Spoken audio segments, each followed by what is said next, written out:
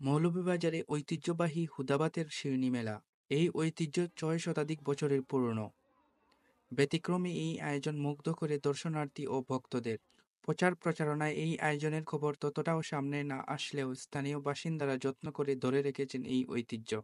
সকাল থেকে হাজার হাজার নারী পুরুষ ছুটে আসেন ওইখানে, সঙ্গে ছোট বড় হাঁড়ি পাতিল ভর্তি ভাত আর ক্ষীর। গন্তব্য মৌলভীবাজার সদর উপজেলার মনুমুখ ইউনিয়নের বাজরাকুনায়। সেখানে ৩৬০ আউলিয়ার অন্যতম শাহ মঈনুদ্দিন রহমতুল্লাহি আলাইহির মাজারে।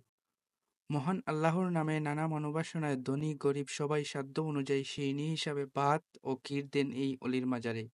মাজার প্রাঙ্গণে দুটি বড় আকারের স্থায়ী পাকা পাত্রে এই সিরনিগুলো আলাদা করে জমানো হয়।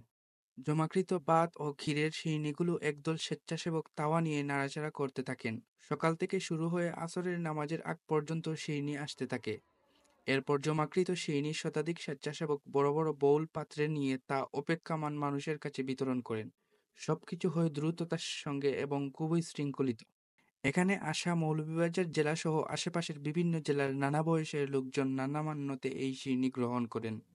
কেবল ভাত হলেও তা খুব ঘ্রাণযুক্ত হয় এবং তরকারি ছাড়াই খেতে অনেক সুস্বাদু। শিফার মাহমুদ, আইকে টিভি।